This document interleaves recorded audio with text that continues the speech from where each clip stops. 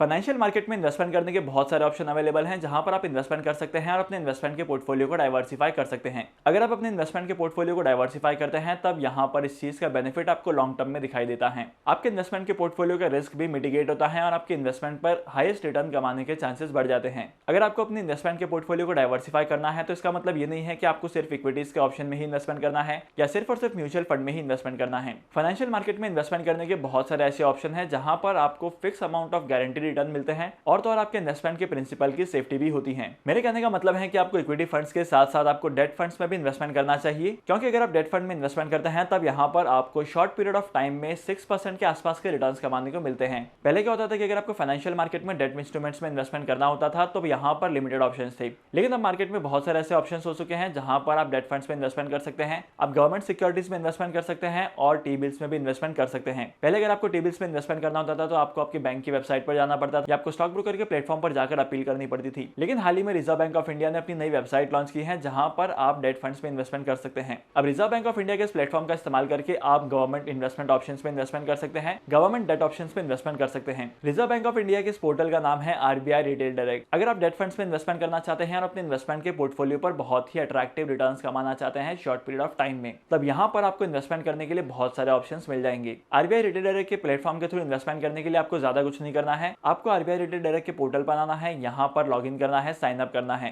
Sign up का process काफी ज्यादा आसान है। आप जिस तरीके से डीमैट अकाउंट ओपन करते हैं उसी तरीके से आपको आरबीआई रिटेल डायरेक्ट का अकाउंट भी ओपन करना है। यहाँ पर अकाउंट ओपन करने पर आपको आपकी पर्सनल डिटेल भरनी होगी, आपके नॉमिनी की डिटेल्स भरनी होगी और कॉन्टैक्ट डिटेल्स भरने पड़ेंगे और एट द एंड आपको केवाईसी करके आपके डॉक्यूमेंट्स को सबमिट करना पड़ेगा और 1 से 2 दिन में आपका अकाउंट ओपन हो जाएगा। अब जैसे आपका अकाउंट होता है तब वैसे ही आपके क्रेडेंशियल को लेकर आपको लॉगिन करना है। अब जैसे ही आप लॉगिन करेंगे तो आपको ये वाली स्क्रीन दिखाई देगी। यहाँ पर अगर आप राइट हैंड साइड के टॉप कॉर्नर में देखेंगे तो आपके प्रोफाइल का सेक्शन होगा। आपके प्रोफाइल की डिटेल में यहाँ पर सारे कुछ ऑप्शन दिखाए जाएंगे जैसे कि आपका नाम, पता, एड्रेस। लेकिन अगर आपको कुछ चेंजेस करने हैं तो यहाँ पर आप सिर्फ और सिर्फ पासवर्ड ही चेंज कर सकते हैं। अदर सारी डिटेल को चेंज करने के लिए आपको कस्टमर सपोर्ट में कॉन्टैक्ट करना पड़ेगा और कस्टमर सपोर्ट में कॉन्टैक्ट करने के बाद आपकी डिटेल्स वगैरह चेंज होगी। अब जैसे कि आप होम स्क्रीन पर देख सकते हैं यहाँ पर इस बॉक्स में 4 ऑप्शन हैं। सबसे पहला है सीजी, दूसरा है एसजी और तीसरा है टी बिल्स और फोर्थ है एसजीबी। अब सीजी के सेक्शन में वो सारे इन्वेस्टमेंट ऑप्शन आते हैं, वो सारे डिबेंचर्स या बॉन्ड्स आते हैं जो सेंट्रल गवर्नमेंट इशू करती है। यहाँ पर आपको हर एक चीज के बारे में पता चल जाएगा, कौन सा बॉन्ड कब ओपन हो रहा है, कितने इंटरेस्ट मिलेंगे और कितने टाइम पीरियड के लिए आपको इन्वेस्टमेंट करना पड़ेगा और उस इन्वेस्टमेंट ऑप्शन की मेच्योरिटी डेट क्या होने वाली है ये भी आपको वहीं पर पता चलेगा।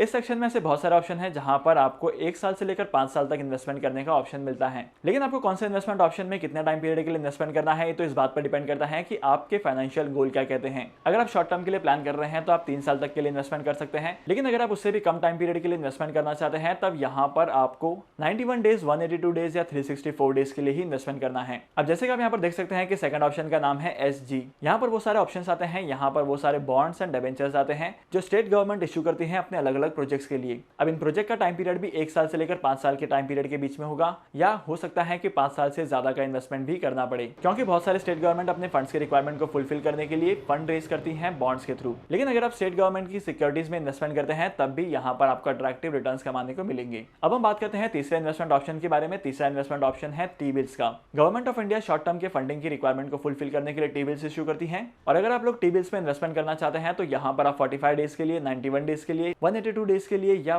364 डेज के लिए आप इन्वेस्टमेंट कर सकते हैं। और अगर टी बिल्स में इन्वेस्टमेंट करके रिटर्न्स कमाने की बात करूं तो यहाँ पर आपको 5% से ज्यादा के रिटर्न मिलते हैं। टी बिल्स में इन्वेस्टमेंट करने का सबसे बड़ा फायदा यह है कि यहाँ पर आपके प्रिंसिपल की सेफ्टी होती है। शॉर्ट टर्म इन्वेस्टमेंट ऑप्शन की वजह से आपको ज्यादा टेंशन लेने वाली बात भी नहीं होती है, आपका पैसा आपके अकाउंट में रिटर्न आ जाता है विद इंटरेस्ट। अगर आपको किसी भी टी बिल के लिए अप्लाई करना है तो यहाँ पर बिड वाले ऑप्शन पर क्लिक करना है आपको और इसके बाद आपको आपकी बिल्डिंग की डिटेल भरनी है और जैसे आप अपनी बिल्डिंग की डिटेल को सबमिट करते हैं और अगर आपका बिड एक्सेप्ट किया जाता है तो आपको पेमेंट करनी होती है। अब पेमेंट करने के भी 2 ऑप्शन यहाँ पर अवेलेबल होते हैं, आप आरटीजीएस या एनईएफटी कर सकते हैं या तो आप यूपीआई पेमेंट कर सकते हैं। आजकल ना यूपीआई पेमेंट करना काफी ज्यादा आसान है तो बहुत सारे लोग यूपीआई पेमेंट करना ही प्रीफर करते हैं। इसके बाद last but not the list 4th option आता है सोवरेन गोल्ड बॉन्ड का। Government of India sovereign gold bond bar bar issue करती रहती है। सोवरेन गोल्ड बॉन्ड इशू करने वाली एंटिटी है रिजर्व बैंक ऑफ इंडिया। आपकी सोवरेन गोल्ड बॉन्ड में की गई इन्वेस्टमेंट 8 ईयर्स के बाद ही मैच्योर होगी, लेकिन सोवरेन गोल्ड बॉन्ड में इन्वेस्टमेंट करने का सबसे बड़ा फायदा यह है कि आपको 2.5% तक का रेट ऑफ इंटरेस्ट मिलता है और सोवरेन गोल्ड बॉन्ड का जो इंटरेस्ट है वो साल में 2 बार आपके अकाउंट में क्रेडिट होता है। अगर आप डेट फंड्स में इन्वेस्टमेंट करना चाहते हैं तो ये सारे इन्वेस्टमेंट करने के ऑप्शन भी आपके लिए बहुत ज्यादा सेफ होंगे, क्योंकि यहाँ पर आपके प्रिंसिपल की सेफ्टी होती है और ये सारे के सारे इन्वेस्टमेंट ऑप्शन जो है, क्योंकि सारे के सारे इन्वेस्टमेंट के जो ऑप्शन है ये government of India, reserve bank of India या अलग अलग स्टेट की गवर्नमेंट इशू करती है और तो यहाँ पर प्रिंसिपल की सेफ्टी होती है। एडिशनली आप अच्छे रिटर्न्स भी कमा लेते हैं। तो अगर आप लोग रिजर्व बैंक ऑफ इंडिया के इस पोर्टल पर अपना अकाउंट ओपन करके इन्वेस्टमेंट करना चाहते हैं तो उसकी लिंक आपको डिस्क्रिप्शन में मिल जाएगी, वहां पर जाकर आप अकाउंट ओपन कर सकते हैं और गवर्नमेंट सिक्योरिटीज में इन्वेस्टमेंट करना स्टार्ट कर सकते हैं। अगर आपको आज की इस वीडियो का कंटेंट वैल्यूएबल लगा है तो इस वीडियो को लाइक करना, शेयर करना। इसी के साथ साथ मैं आपको मिलूंगा अगली वीडियो में नए टॉपिक के साथ, एक इंटरेस्टिंग टॉपिक के साथ। तब तक के लिए signing off, happy investing and good bye.